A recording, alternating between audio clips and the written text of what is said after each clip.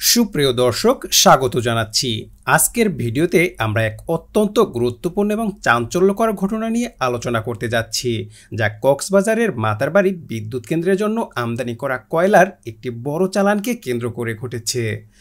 সম্প্রতি একটি ভারতীয় প্রতিষ্ঠান ইন্দোনেশিয়া থেকে কয়লা আমদানি করার সময় কয়লার বদলে মাটি পাঠিয়েছে। এই ঘটনার পর বাংলাদেশের অন্তর্বর্তীকালীন সরকার অত্যন্ত কঠোর পদক্ষেপ নিয়েছে এবং ৬৩,০০০ টন কয়লা ফেরত পাঠানোর সিদ্ধান্ত নিয়েছে। আজকের ভিডিওতে আমরা বিস্তারিতভাবে জানব কিভাবে এই ঘটনা ঘটেছে, কয়লার চালানটি কিভাবে ভেজাল ছিল এবং বাংলাদেশ কিভাবে তার স্বার্থ রক্ষা করছে। চলুন চলে যাই মূল ভিডিওতে। বাংলাদেশের মাতারবাড়ি বিদ্যুৎ কেন্দ্রের জন্য গত মার্চ মাসে ৬৩,০০০ টন কয়লার বিশাল চালান ইন্দোনেশিয়া থেকে পাঠানো হয়। বিশেষজ্ঞরা সতর্ক করেছিলেন যে নিম্নমানের কয়লা ব্যবহারের ফলে বিদ্যুৎ কেন্দ্রটির মূল্যবান যন্ত্রপাতি নষ্ট হয়ে যেতে পারে, যা পুরো কেন্দ্রের কার্যক্রমের উপর বিপজ্জনক প্রভাব ফেলতে পারে। তবে এই চালানে কয়লা না, বরং বিপুল পরিমাণ মাটি পাওয়া যায়, যা পুরো বিষয়টিকে অত্যন্ত গুরুত্বপূর্ণ এবং ক্ষতিকর হয়ে দাঁড়ায়। তদন্তের পর মাতারবাড়ি বিদ্যুৎ কেন্দ্রের কর্তৃপক্ষ দেখে যে কয়লা খালাস করার সময় কনভেয়ার বেল্ট বারবার বিকল হয়ে যাচ্ছে, যা মাটির কারণে ঘটছিল।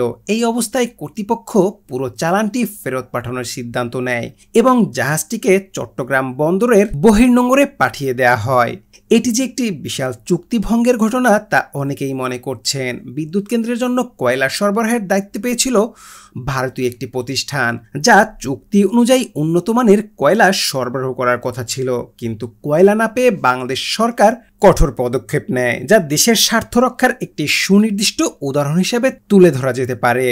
মাতারবাড়ি বিদ্যুৎ কেন্দ্রটি বঙ্গোপসাগরের তীরে ১৬০০ একর জমি জুড়ে প্রতিষ্ঠিত এবং এটি একটি আল্ট্রা সুপার ক্রিটিক্যাল কয়লা চালিত বিদ্যুৎ কেন্দ্র, যার মোট উৎপাদন ক্ষমতা ১২০০ মেগাওয়াট। এর প্রথম ইউনিট বাণিজ্যিকভাবে ২০২২ সালের ডিসেম্বরে এবং দ্বিতীয় ইউনিট ২০২৩ সালের আগস্টে উৎপাদনে আসে।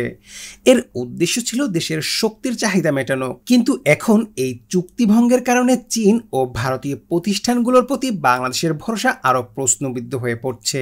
এই চালানে মোট ৬৩,০০০ টন কয়লা ছিল, যার বাজার মূল্য ছিল প্রায় ১,০০০ কোটি টাকা।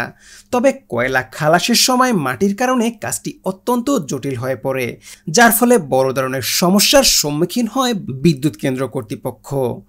২২,৩৫০ টন কয়লা খালাসের পর বাকি ৪০,৬৫০ টন কয়লা সম্মিলিত জাহাজটি ফেরত পাঠানো হয়। যতটুকু জানা যাচ্ছে, এই কয়লা সরবরাহের দায়িত্বে থাকা ভারতীয় প্রতিষ্ঠানটি যদি ভবিষ্যতে মানসম্পন্ন কয়লা সরবরাহ করে, তবে আবারও তা গ্রহণের বিষয়ে ভাবনা চিন্তা করা হবে।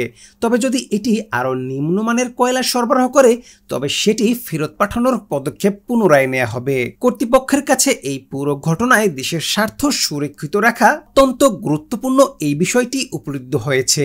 এছাড়াও প্রতিষ্ঠানটি টেন্ডার চুক্তি ভঙ্গের অভিযোগ তুলেছে। এই চালানে কয়লা সরবরাহকারী প্রতিষ্ঠানটি টেন্ডার চুক্তি ভঙ্গ করেছে। চুক্তি অনুযায়ী উন্নত মানের কয়লা সরবরাহের প্রতিশ্রুতি ছিল, যা তারা পূর্ণরূপে অস্বীকার করছে। মাতারবাড়ি বিদ্যুৎ কেন্দ্রের কর্মকর্তারা দেশের স্বার্থ রক্ষা করতে যে পদক্ষেপ নিয়েছেন তার জন্য তারা দেশব্যাপী প্রশংসিত হয়েছেন।